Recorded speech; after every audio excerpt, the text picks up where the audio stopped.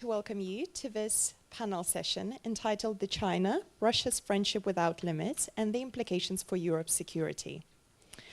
After Putin's invasion of Ukraine, trade links between China and Russia have strengthened. Bilateral trade was 240 billion last year, up 26% against a year earlier, with China shipping goods ranging from cars and industrial machinery to smartphones and buying billions of dollars of Russian energy exports.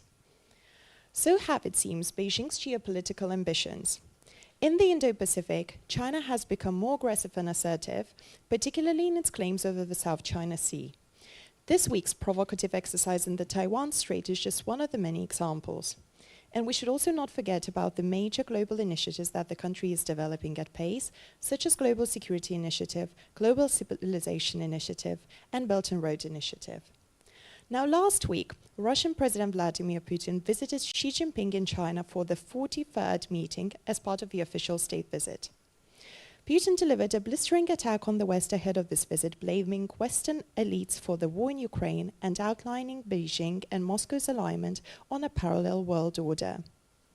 And during the meeting, Xi Jinping stressed the friendship between Moscow and Beijing, saying he and Putin provided each other with strategic guidance before the pair signed the statement on deepening their strategic partnership and pledging to tighten ties between their militaries.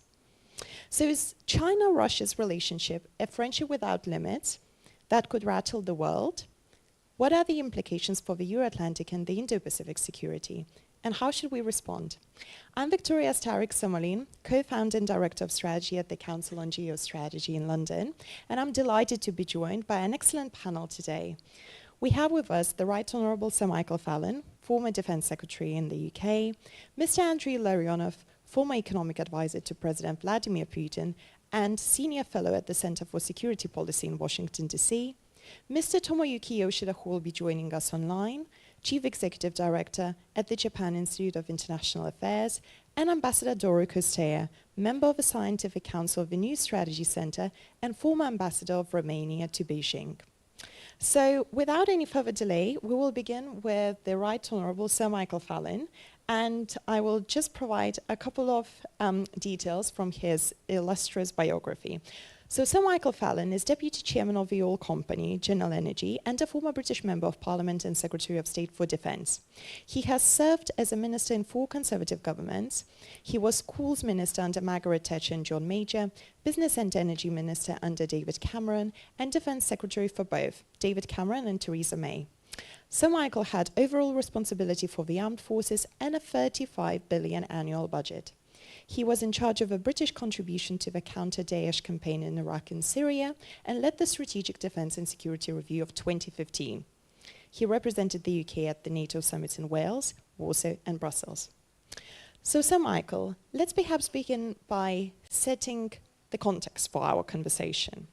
How do you see the relationship between Russia and China developing?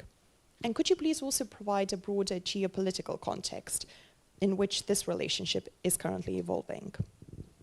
Well, thank you, Victoria, and good morning to everybody. It's good to be back in Bucharest. My last visit here, which I think is relevant, 7 years ago as Defence Secretary, we inaugurated NATO's southern air policing across the Black Sea.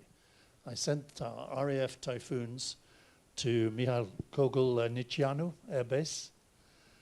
And just a few weeks before that, I had also sent RAF Typhoons for the first time through the South China Sea on a visit to Japan. Both those deployments, I think, illustrate our concern at the need to support the rules-based international system and to defend the rights of passage that we should enjoy in those 2 separate theatres. Today, those threats in the South China Sea and in the Black Sea, of course, are much more real. Putin's ambitions, as we've learned from so many other sessions of this conference, are of course overt. The threat to Moldova we've heard about, the earlier invasion of Georgia, and the 2 invasions of Ukraine. But China too, in the South China Sea, is pursuing an imperialist ambition, pushing aside Philippine fishermen firing flares at an Australian helicopter, breaking the law of the sea and threatening the rights of other littoral states there, Malaysia, Indonesia, Vietnam, and so on. So this morning, I think we need to focus on how these two aggressions, if you like, are beginning to merge together. China, of course, is increasing its trade with Russia. Doing that in their own currencies, of course, takes it outside the scope of Western sanctions. That's been an important support for Russia in Ukraine. China has been purchasing Russian oil and gas. Again, that has helped sustain Russia's war economy. China has been supplying dual-use equipment that we know is already finding its way into the conflict in Ukraine. And more recently, we are accumulating evidence that Chinese as well as North Korean weapons themselves, are finding their way into the conflict in Ukraine. Now, beyond that material help for Russia, of course, you can see the Chinese strategic intent.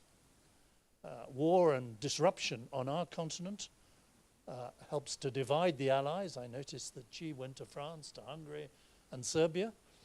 It helps pin down the United States and perhaps makes it more difficult for the United States to focus on Indo-Pacific.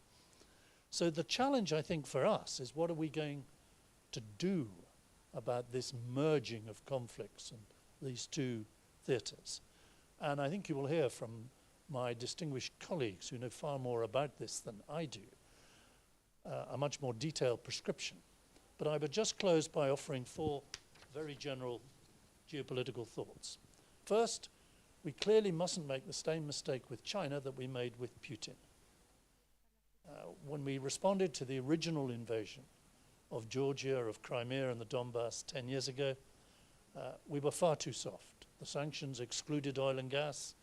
We denied Ukraine the weapons it could have used then that might have saved lives now. And we failed to accelerate Western defense spending by adopting a 2% target that only half the alliance 10 years later has actually met. So we failed in our deterrence, and the result was the second invasion of 2022. So we must not make that mistake with China.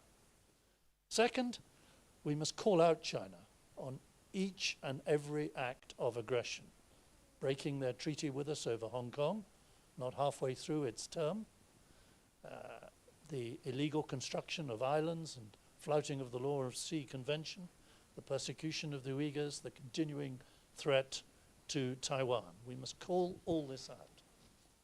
Third, while we have to deal with China, while we have to continue to trade with China, we should be very clear-eyed about the security threat from China to our way of life and watch even more vigorously the technologies that China wants to steal from the West and the way in which China is dominating some of the research effort in Western universities. And fourthly and finally, if we are serious about deterrence, of course we have to strengthen our own defences here on the European continent. That, to my mind, means a much stronger NATO target, well above 2%, 2.5% as a minimum. It means we have to name and shame the lingerers on the western side of NATO who are not anywhere near that target at the moment. And we have to do more, I think, to reduce the risk of the United States becoming more focused on Indo-Pacific by taking on some of the commitments and the dependencies that we have with the United States. We should be collaborating on the European continent in some of the capabilities we've always relied on in the United States. Heavy lift, air-to-air refueling, missile defense, setting up a proper forward market in munitions, all these things. And finally, as we strengthen our defense, we should also prepare our publics for not only for the continuing cost of supporting Ukraine, but of the potential cost of joining in any future sanctions, economic sanctions, that may have to be applied to China if it continues on its aggressive path.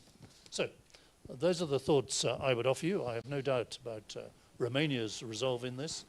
I saw it firsthand, Romania's contribution in NATO, and I salute NATO's increases in defence expenditure.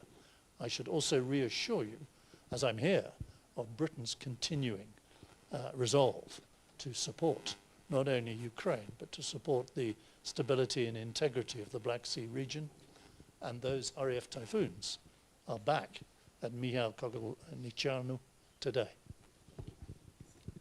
Thank you very much, Sir Michael, for paving so wonderfully the way for our further conversation. And I would now like to turn to Mr. Illarionov. And Mr. Illarionov is a senior fellow of the Center for Security Policy, and he's the former chief economic advisor to President Vladimir Putin from 2000 to 2005. Furthermore, he was the founder and director of the Institute of Economic Analysis, as well as a senior fellow at the Cato Institute Center for Global Liberty and Prosperity from 2006 to 2021. So, Mr. Illarionov, even before the invasion of Ukraine, of course, this bilateral relationship had been strengthening and getting closer. Now, what are the defining characteristics of this relationship? Is it a marriage of convenience, or are there some deeper motives at work in your view? Thank you, Victoria, for inviting me to this session and for organizing it, because it's probably one of the most important, if not the most important session at this forum. Maybe any possible forum for international security.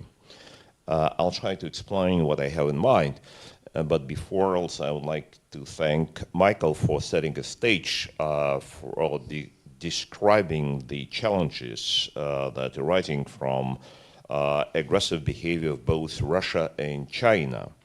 I'll try to shed more light on each of these members of this not fully formed alliance, and what kind of policy and what kind of vision do they have towards the rest of the world and toward the West. The title of the session is using the phrase from the February 4th joint statement of Putin and Xi made in Beijing, "Friendship without limits," and that attracted a lot of attention around the world.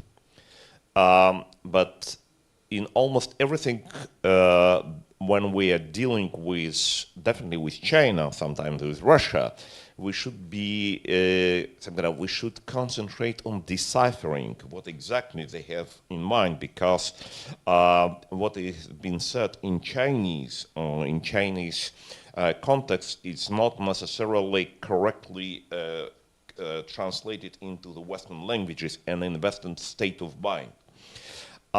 We do see that the statement "without limits" does not mean Western understanding without limits. This friendship or these relations do have limits, and we do see those limits. And we do need to understand who sets the limits, who defines the limits, and who defines the changes in those limits. For these particular relations, we understand that the leading partner in this partnership is definitely China and Xi, compared to Putin and Russia. Putin started his, let it put in such a way, dances with China back in year 2003, when he started to turn from the West to the, I would not put East, because it would be politically incorrect. It would be to non-West and to anti-West, because this is a turning point in his thinking and his mindset and in policy to start anti-Western movement. And in that movement, he was looking intensively for allies and partners in this anti-Western movement. And he found this most important partner in China, and he was courting this partner for a long period of time until this February 4th joint statement. but that was only announcement of intentions. As far as we know, Putin did not inform his partner, Xi, about his intentions to launch a wide-scale aggression into Ukraine on February 24th. It appeared that Xi was not informed fully about these intentions, and Xi was very much upset about that. And first 7 months of this full-scale aggression from February 22 to September 22 was a period of rather cool relations from China, from Xi, towards Putin and Russia. Everything has changed in September 22, and the most important event was not Putin's visit to Beijing in February 22, but meeting of Xi and Putin in Uzbekistan, in Samarkand, on September 15th, 22. Not much has been written and known publicly about this meeting, but we can decipher what has been discussed and what has been decided at this meeting by looking what Putin started to do just right after that meeting. So the so-called big war, not limited military operation that Putin was doing in Ukraine from February to September 22, but the really big war has been launched at the meeting between Putin and Xi on September 15th in Samarkand. And by the way, the choice of Samarkand is not coincidental because it's Uzbek host has chosen this place as the former capital of Tamerlan, the medieval tyrant with a huge imperial ambitions and empire in the late 14th, beginning of the 15th century. So from that time, from September 22, Putin launched really big war, and now the intensity of war measured by the number of military personnel, number of equipment, intensity of warfare measured by the losses, daily losses, grew by 5 times compared with the first 7 months period. Now, if you look into the statistics, it's just daily losses of Russian troops, according to the General Staff of the Armed Forces of Ukraine, raising to 1,500 daily losses, compared to 200 losses in the first period of this so-called limited military or special military operation. So next very important point was Xi visit on in March 23 to Moscow, after Xi has been elected for the next 5-year periods, for 5-year periods by the Communist Party of China. Which is a kind of violation in tradition established by Deng Xiaoping 40 years ago. And this is a very important phrase that has been said and has been widely spread about the view of Xi that he said to Putin in his farewell words. We are facing the largest changes in the world in the last 100 years. And we are not only witness, but we are participants and we are main actors of those changes. And it just, once again, it sheds some light about topics and about the approaches of these persons during these conversations. We have learned more about what exactly they had in mind. If we read carefully Putin's speech, the so-called Valdai speech on October 5th, 2023, in which Putin relayed his vision about the grand offensive of anti-Western forces against the West. This is the most ambitious foreign policy and security speech of Putin in my memory, in which he sort of forecasted that essentially the days of the West are numbered, and that is why all anti-Western forces can be united, and the most important forces in those anti-Western offensive are Russia and China. It is not a coincidence that 36 hours after Putin's speech, Hamas launched attack on Israel. And since the Russian satellite has changed its orbit 2 weeks before this attack and started to look intensively on Israel, and Russian crypto and cyber forces, it looks like, participated in the attack on Israel in the morning of October 7th. And there are some other events.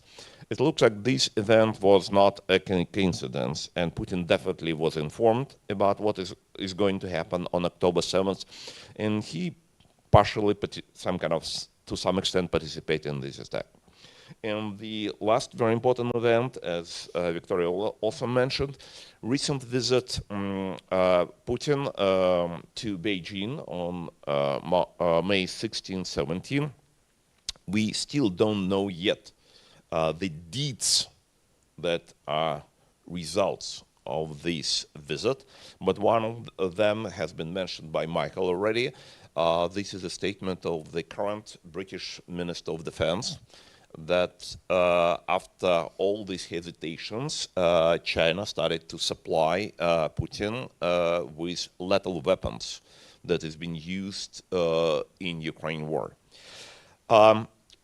Russian-Ukraine war, I need to be correct. This is not Ukraine war, this is a Russian-Ukraine war. Certainly, since Michael has mentioned some suggestions what West can do about that, I also have a few points and I would mention here. Certainly, sanctions cannot win the war. It should be absolutely clear. There was no case in the world history that sanctions alone can change the behavior of aggressor, can win the war. It's only auxiliary tool, and that is why it should be considered as so, and nobody should rely extensively on sanctions. Instead of sanctions, there is another tool, economic warfare. And we need to think about that. Because this is war not only between Russia and Ukraine, this is a part of global war, global anti-Western war in which Ukraine, Israel, United States, Europe, Taiwan are already actual victims or potential victims of this anti-Western war. And the only response to this anti-Western offensive is the overall combined Western defense of Western world and the free world as we know it today.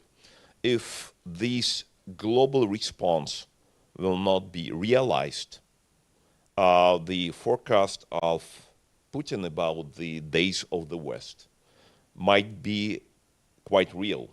It's not only his desire. What must be done in this regard?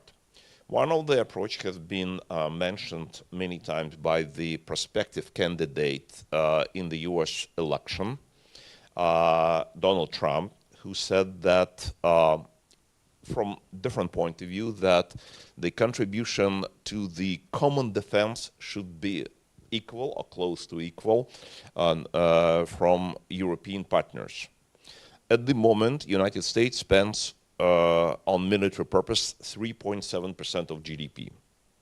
I think it would be absolutely rational that European members of NATO, on average, would raise their contribution to military expenditure at least to 3.7% of GDP. Certainly, for example, Britain or Poland or Estonia are either at this level or even higher, but not all members. And that is why, on average, the contribution to military is much lower. But this is not some kind of choice. This is a necessity for common defense. To defend Ukraine, NATO members should provide to deliver military aid to Ukraine at level at least 1% of GDP. Now it is incomparably smaller. So this is actually the proposal made first by Urmas Reinsalu, former Minister of Foreign Affairs of Estonia, back in December 2022, and based on our calculations, it is correct approach. Only delivery of military aid to Ukraine at level 1% of GDP of NATO countries could achieve a parity on the Russian-Ukrainian front.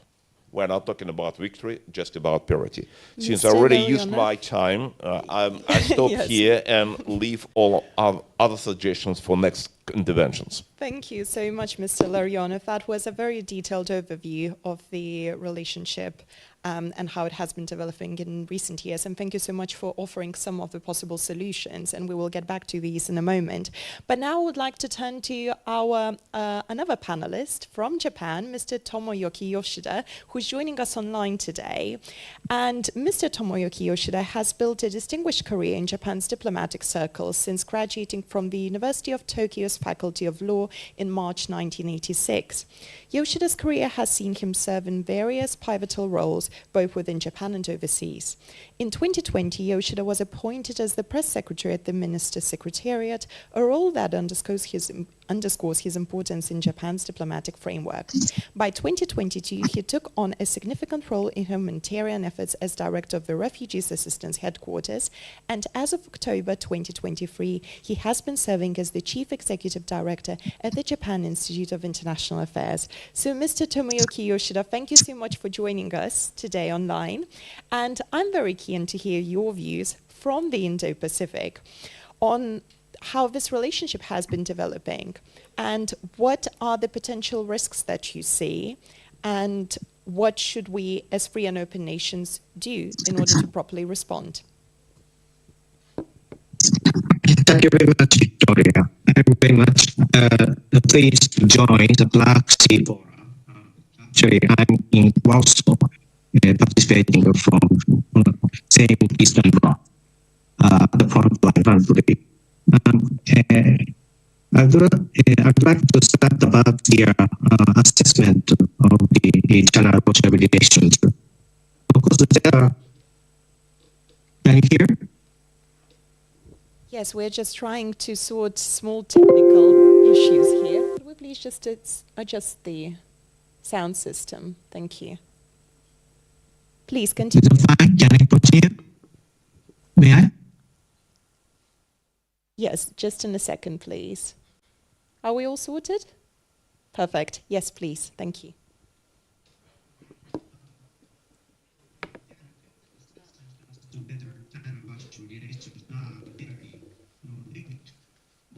There are limitations.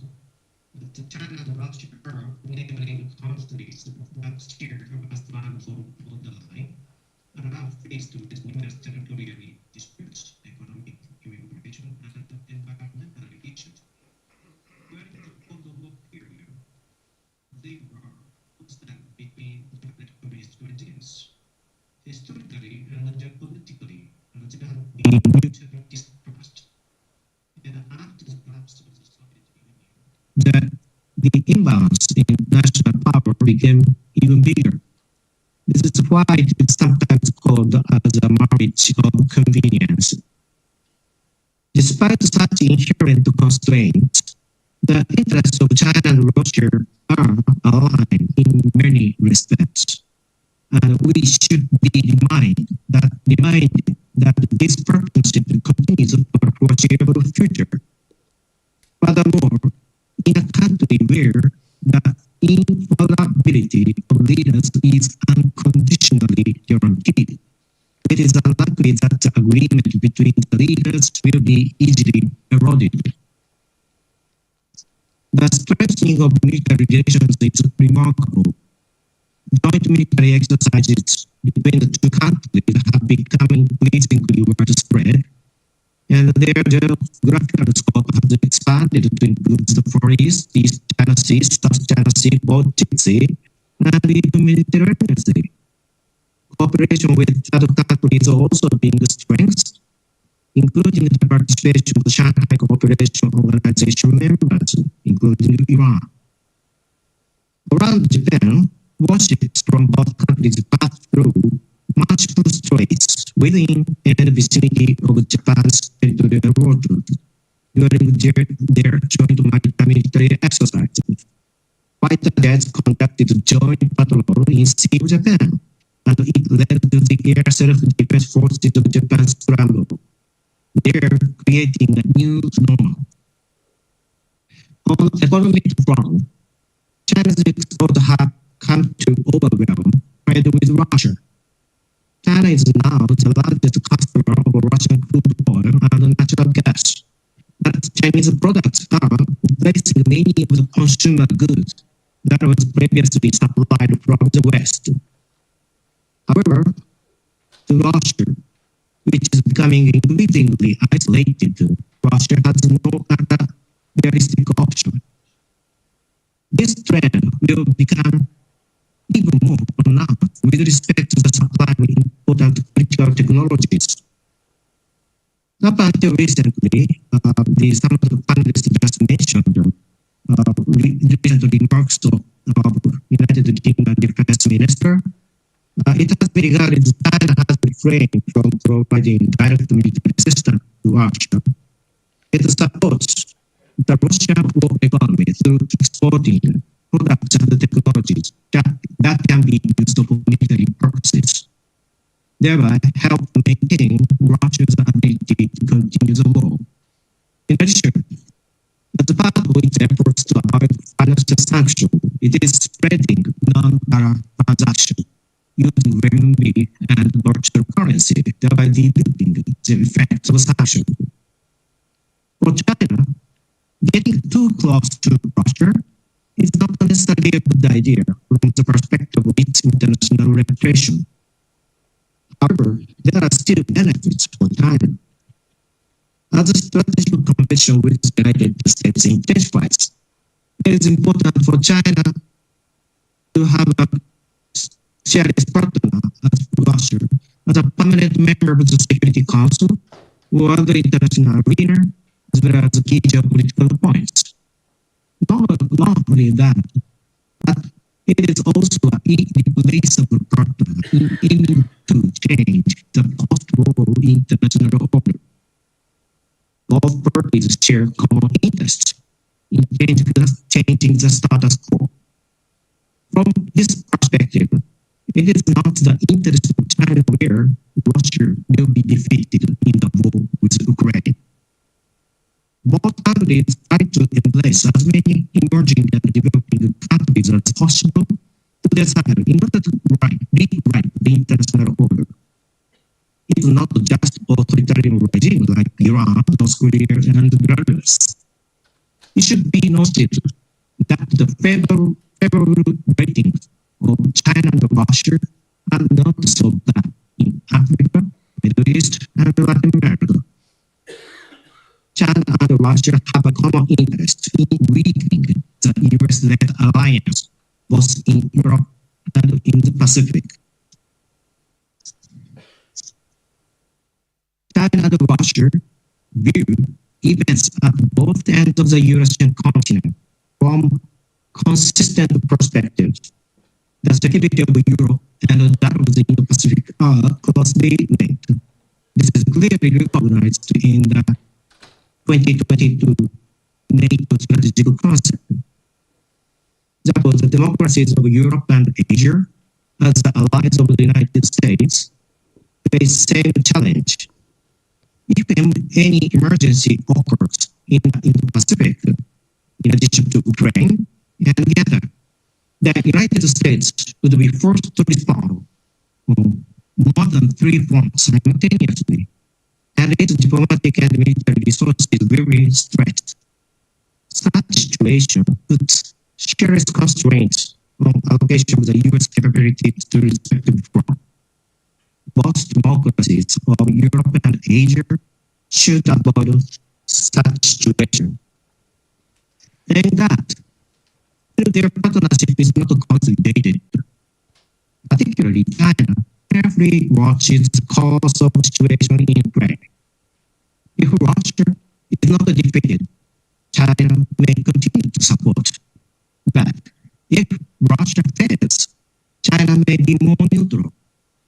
Besides, while Russia does not fear the isolation and appears to have given up making up with the West, China continues to seek for international reputation. Therefore, I'm wondering if there is a certain opportunity to distinguish China and Russia. The Western countries should come on board to figure out common narrative and with it make China to perceive further cooperation with Russia would be detrimental. For instance, Russia's reference to the use of nuclear weapons, nuclear intimidation, and its brutal massacre, kidnapping, and torture of civilians in the battlefield, as well as the pressure of their own people in Russia, and matters that Beijing may wish to discuss from. It should be also pointed out that the Russian aggression in Ukraine is nothing but the behavior of imperialism. It would undermine China's efforts to engage with the global south. I stop here. Thank you so much, Mr. Tomoyuki Yoshida, for providing this perspective from the Indo-Pacific and from Japan. And now we will turn to Ambassador Costea, who is with us here on a panel. And Ambassador Costea was with Romania's Ministry of Foreign Affairs between February 1990 and July 2017, where he was successfully Deputy Director for the Middle East and North Africa, Head of the Policy Planning Group, Director of Analysis and Information Coordination Department, and Secretary of State for Global Affairs. Mr. Costea holds a PhD in political science and has been a lecturer at various international universities and institutes. So, Ambassador Costea, we've heard now three very interesting and detailed perspectives on how this relationship between China and Russia has been evolving in recent years, and also some of really practical suggestions what we can do to ensure that we are ready to respond to potential risks that this relationship poses. So, Russia's illegal war against Ukraine triggered a very united response from the Euro-Atlantic community and other free and open nations around the world. Now, will this close and deepening relationship between China and Russia affect how we perceive and deal with China? And will it affect our approach towards China? Will it become more realistic, more robust in your view? Thank you very much, Victoria, for your very generous introduction. The short answer to your question is yes. It will do all the things you mentioned. And this might conclude my intervention. Well, you still have a few more minutes, so if you could elaborate a bit more on that, that would be really great. Right. When talking about China, nothing is simple. When talking about Russia, everything seems so obvious that we are tempted to deal with it as if, well, of course we know, of course we've known, of course we knew, so, and then we stop because so what? How we deal with Russia? How, because with China it's a very new thing. Russia we know, 500 years back we know. Weird thing, 500 years back it was Russia who was trying to Europeanize itself under the guise of modernization, under Peter the Great and Ekaterina the Great. Now, it is Russia who tries to destroy the source of its very modernization and turns to the east, not to the east, it would mean it will fall into the Atlantic. It turns to south, to Asia. Does it mean Russia is an Asian country? Personally, I'm not a very good expert on Russia. I'm not even an expert on Russia. But I remember that one of the titles that the Tsars used to have, and I think it was Ivan the Terrible who was the first to have this title. Tsar, which is Caesar, emperor, of all Russians. So all Russias, sorry, Russias, not N, not Russian, but Russia, plural. How can you make a plural out of a proper name is another matter. But this was the title. So it means there are more than one Russia. There is the European Russia, there is the Asian Russia, but in Mr. Putin's mind, there is only one Russia, and let me quote, "It is a unique country civilization and a vast Eurasian and Euro-Pacific power," unquote. This is what the latest foreign policy concept that was adopted last year reads at the very beginning. And where does China come in this matter? I think that one of the consequences of this limitless friendship that may not be exactly what the two parties had in mind when they proclaimed it is the Eurasian aspect.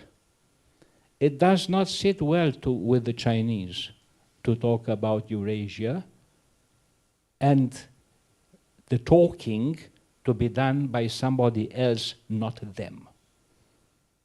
So this is one, at least one difference between one limit of the limitless friendship.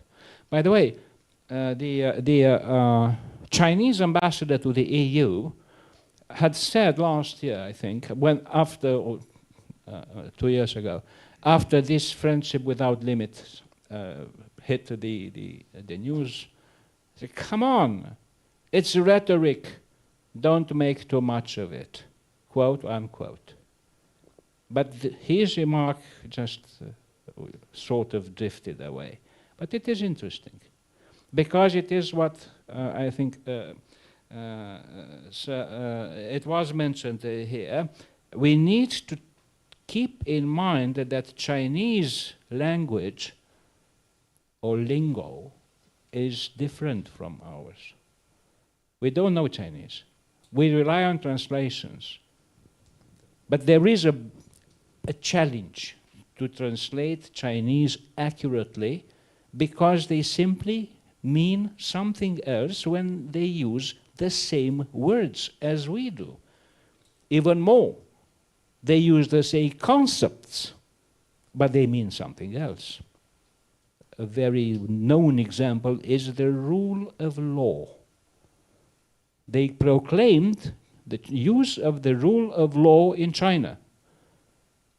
The actual implementation of this concept is rule by the law, which is totally different.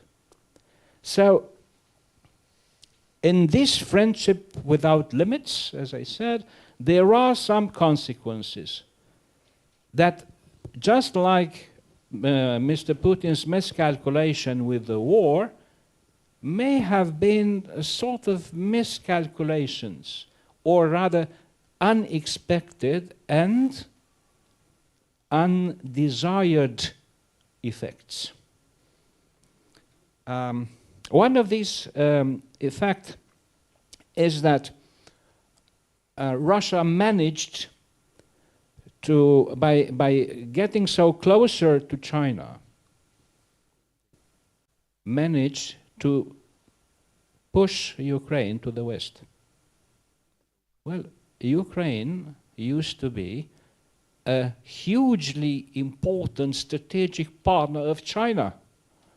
The Belt and Road Initiative hit Ukraine. It crossed Belarus, but Ukraine was on the first places. There was a formal strategic partnership between China and Ukraine. We know the history. And now, at one moment, China was going to buy one of the greatest weapons producers in Ukraine. And not only in Ukraine, by the way. It fell through. Now, you have your friend, closest friend, destroying the infrastructure and economy of Ukraine. To what, and what's in that for you? You're going to go and rebuild Ukraine? Okay, if the Russians allow you to do that. So this is something they didn't meant. And last, because it's the subject is China is the size of China, you know, at the end of the day. There is something that it was not intended from this. Another thing that was not intended from this friendship without limits, and that is the increasing footprint of China on Russia's economy, including on the war economy. I wonder whether Russia will welcome such intrusion of Chinese money into that sector. Thank you. Thank you so much, Ambassador Koster. And we have 10 minutes left for the Q&A session. So let's try to keep our questions short, but please introduce yourself, your name, your affiliation, and let's begin. I believe you will get one in a second.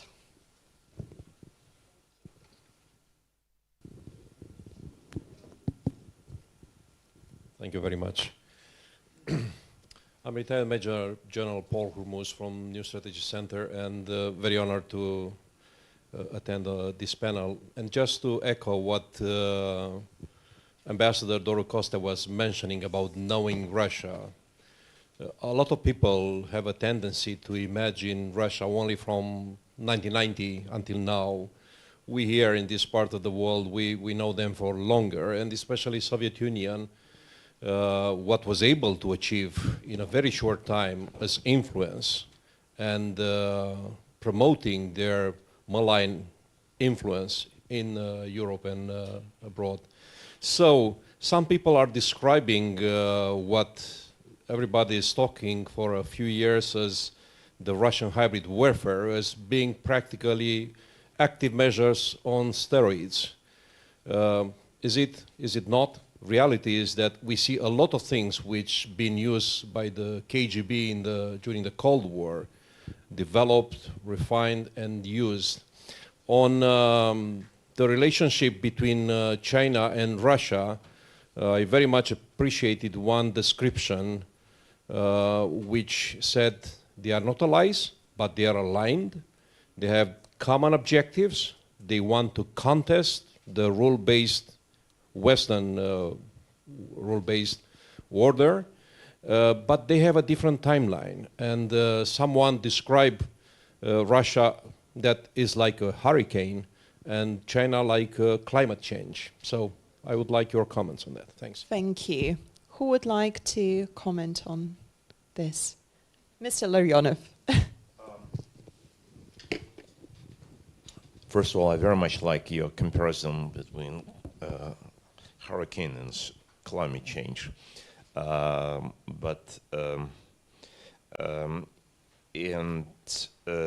This is one of the probably correct description of this anti-Western offensive that both Putin and Xi are discussing and launching and executing. This is a very important one because usually people in such forums or in other places are concentrating on one particular event. For example, Russian-Ukrainian war related, or Gaza-Israeli war, or situation on the Korean Peninsula, or some kind of threats from Venezuela to Guyana or some other places. Just isolated case, or risks from mainly China to Taiwan. But it's not isolated cases. So maybe they were isolated cases a few years ago, but now they became much more coordinated, and we do see those elements. This is a so-called political/economic/military security climate change in the world. And both Xi and especially Putin are very vocal about this climate change in the world affairs. Just once again, I can refer to Valdai's speech of Putin or some other speeches. Actually, in the late of year 2023, Putin made about 5 or 6 major speeches in which he was talking exactly about that. Valdai's speech is just most outstanding of them. Moreover, what we can see what's going on in Africa right now, to see what's going Mali, Burkina Faso, Niger. They just, in all those countries, French have been pushed out. Now from Niger, Americans have been pushed out. And military channels from Russia, they are openly bragging about that and saying the next is Senegal, the kind of the main strategic base of France in West Africa. And they do consider, just read what they, the kind of Valdai Club organization and some other think tanks in Russia are producing. This is an element of this global war against the West. And when the ambassador Doro was saying, I think it's very right, just turn to Asia, turn to East. What is the correct term to do it? Asianization, Easternization, or kind of the old good one, Orientalization? No. It is not Orientalization of Muscovy and whatever, Moscow princes or Moscow tsars. No. Because many elements of Western civilizations are being used effectively, both in China and by Putin in Russia. They've been used in order against the West. So that is why the correct term that seems to me is neither Orientalization or Chinization, Sinization, whatever. It is anti-Westernization. So they're using the achievements of Western civilizations in modernization, let's say in weapons, on many communications, on the, for example, radio electronic struggle, like we see on the fronts, against the West in moral, ethical, political areas. So that is why they are ready to accept everything that has been achieved by the West in technological sphere, just to use it against the West in the ethical human area, because they have their so-called values. We can talk about what kind of values they are. Thank you so much, but they Mr. are Leonov. anti-Western values. We have a few more minutes for an additional 1 or 2 questions from the audience. Yes, please. Now, just to follow up on your point, Andrei, you mentioned about the need for an economic war. I think I'd like to hear from you, what do you think that looks like if we were to get in it? We just had a panel before that, so I think there's relatively more unanimity among transatlantic nations on the defense side of, but not on the economic end. The Europeans are always more concerned about competition with us, maybe not as much as China. The second part is, what do you think the long-term effect of this anti-Westernization economics of China and Russia is on Russian economy? It is, at the end of the day, a zero-sum game, or you find it a different way, with China's gain and Russia's loss. Thank you. With your permission, I'll try to answer the first question because it's huge. We can devote not only a session but the whole forum, or not one, to this topic. And once again, I will take only one particular position. Just look what happened last year, 23. Last year, Russian economy grew 3.6%. This is the highest growth rate compared to any G7 country. If we look into the 3 years combined rate, growth rate, 22, 23, and expected in 24, according to the IMF forecast, Russia will be the fastest growing economy compared to G7 countries. The question, who imposed sanctions on whom? And the explanation of that, certainly the very short one, is it could be a huge one, but the most important one, that we can look on the macroeconomics, basic macroeconomics based on the Western economic science, not Eastern, not Oriental, not socialist, not planning, not Russian, Western economics. The smallest budget deficit in Russia, smallest debt to GDP ratio, Russia, smallest taxation to GDP ratio, Russia, smallest government expenditure to GDP, Russia. So Russia under Putin, with some expertise and advices from some other people, we cannot mention them by names, so is using Western ideas, Western approaches, Western modernization to become stronger and stronger and stronger. Actually, China is next to Russia. So that is why Russia and China are beating the West with the Western tools and Western weapons. If West would not reconsider its economic stance, economic policy, and would not abandon this bureaucratic system of regulation and over-taxation, over-regulation, over-expenditure that is demonstrated by many, first of all, European countries. Once again, the forecast of Putin about the days of the West are numbered might be reality, not only forecast. Thank you. Sir Michael. Well, I agree with that. And, thank you. I agree with that. And I certainly agree that sanctions on their own don't stop wars. Sanctions don't change regimes. But I am, more and more worried about the potential Western response, as I indicated, if it comes to serious aggression against Taiwan, and if Washington does impose some kind of sanctions against China, whether the European West is really ready, is its public ready to bear the potential economic cost of that? Have we reduced our dependency on Chinese supply chains, on Chinese technologies? Are we really ready for that extra cost? We fret the whole time in Western Europe about whether Washington's heart is still in the European side of NATO. But in Washington, I hear the other side of it. Is the West really up to supporting American action against China if it comes to that over Taiwan? The response to this question has been given by the United Kingdom on September 3rd, 1939, whether Britain is ready to take cost of participating in the war against Nazi Germany to defend Poland or not. On our own. Thank you. I think it is time for concluding remarks. So I would like to ask all panelists to summarize in 60 seconds, each of you, what is the biggest risk of this evolving relationship between Russia and China, and how should we respond to it? So, Ambassador Kostyeva. That's easy. Thank you. Please. I think that the biggest risk is the failure to agree on common lines of actions when dealing with China, because this will wreck almost, if not everything, we've done so far. One. Two, it is connected to bearing in mind that China is not Russia.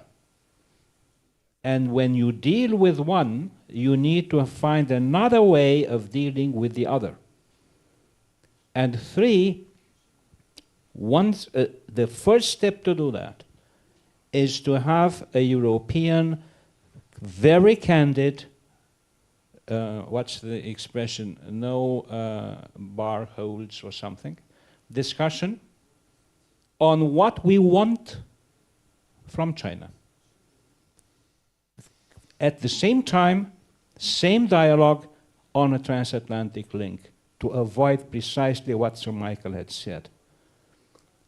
And then go to China and tell him, well, respectfully, here is what is in store for you if and when. No joke, not aggression, mind you. We don't, sorry, I completely, I'm hopelessly against aggressive action against China. It won't do any good. That's the risk. Thank you. Mr. Larionov. The greatest risk is the end of the Western civilization as we know it for the last 500 years. It is absolutely clear, and the forces who would like to destroy the Western civilization are absolutely open about that. So that is why, to avoid this fate, the fate that the Roman Empire, Western Roman Empire, faced in the 5th century, the Eastern Roman Empire, Byzantium, faced in the 15th century, the response, as Michael has correctly said, what kind of response will be from the Western societies? Either Western societies will find, Western societies and Western political elites, as a result of that, would find the response to that. Okay, this is a chance for survival. If not, the fate of the Western civilization will be exactly as we know from the history, the fate of the Western Roman civilization and Eastern Roman civilization back then in 5th and 15th centuries. Thank you. And Sir Michael, to conclude. Well, I'm trying to think of something more cheerful to end the session on. Yes, please. An optimistic note But I would think be we good. have to deal with the immediate. And the immediate is very clear from this distinguished panel that these threats are now merging into one threat. And I think I can agree with Andrea on that. That it is one single threat now with China and Russia. You know, not in formal alliance, but working together. These things are merging. Hamas leaders were in Moscow, Chinese weapons in the Ukraine, these, British ships being attacked in the Red Sea. These threats are all merging now, and the West is under attack. So we have to try and do something about that, and we can only do what we can do, which means strengthening our own defenses in our own countries, in our own alliance in NATO, and keeping our alliances around the world in good repair. And then I think we have to prepare our public, as I suggested. We have to prepare our public for a greater cost when there are so many other demands on public purses to spend more on defense, to spend more on resilience, to reduce our dependency on cheap Chinese goods, and to prepare for the additional cost, of tackling this common threat. Thank you so much, Sir Michael, Mr. Larionov, Ambassador Kostea, and also Mr. Yoshida for joining us for this conversation, which of course requires more than 60 minutes to really properly understand what's happening and come up with conclusions how we should respond. But I think we've made an excellent start, and I'm very grateful to our panelists for their contributions and their insights, and also for the audience for joining us today. Thank you.